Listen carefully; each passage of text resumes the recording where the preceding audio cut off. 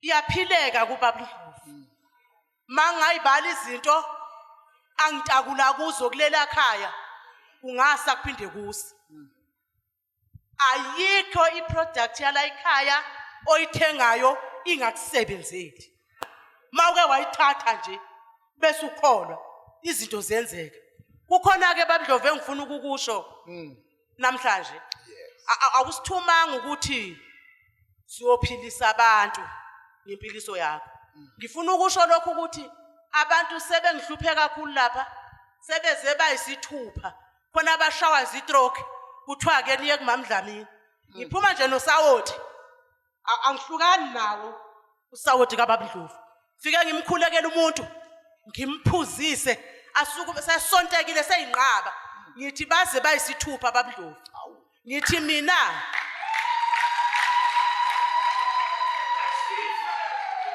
ngithi ngiyangimemeze nje iShalom kaBaba Ndlovu ngithi konke okufakwe kulomzimba njengoba Baba Ndlovu ayathi masikhulekela athi akuhambe kuyohlupha umnikazi wakho bayisithupha baba. Ngithi mina ngize ngagcina ngathi ngithi asambeni siyensindisweni lapho kusindiswa khona nifuni ngizoncisha uSawoti yami ngizoqhasha lokho umthumana kimi.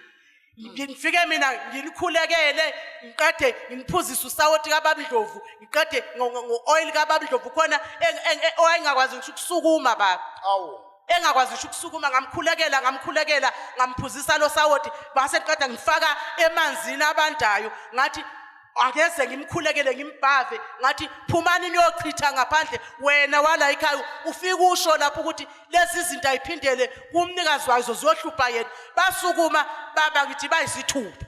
Ngithi ke ingrozi yalapha eShalom ze ungayingabazi ze nje ungayingabazi manje kuthiwa nangu Baba Ndlovu hayi ngiyangihlusha impela ukuthi hayi futhi angifisi ukuthi ngingalithola isandla sakhe ngoba ngibona lapha ekhaya kwami Baba Ndlovu seyikhathi sezize zambili noma intathu ngithi ngiyabheka ziyabuya impahla ayiphelele hawe uNkulunkulu wami ziphi imbuzi zabantu ngiqonda lapha eKhalendini Baba Ndlovu ngithi ugcobo laseShalom lapho lo muntu obambe khona lezi zinto zala ekhaya ngicela nje ayidedele ziyabuya baba ziyabuya kuke kwaduka inkunzi ayangabuyi inkomazi lokonyana ngaya eKhalendini ngathi Baba Ndlovu uyisibethelo saleli khaya ingrozi zaseShalom akizule ihluphe leli khaya ngoba awazi ukuthi wenzeni baze bakushintshela angina baba washona ngo-1990 umyeni wami ngithuthuka nabantwana kuze belesi sikhathi kodwa nje iso alisuki kimi ngifuna ukuthi ngicela uNkulunkulu asigcinele wena Baba Ndlovu asigcinele wena lemsebenzi isetshenzwe impela ngoba sibathwala sibamise ebhojongo abathakathi ngawo bahleli ibhojongo Baba Ndlovu. Lokhulumayo uMakhosi wakwaTsotetsi ngiqhamuka eDandi ngizophakamisa ugcobo luka Baba Ndlovu ngiqala kwami kumazi ngimaze ngokumbona ku-TV.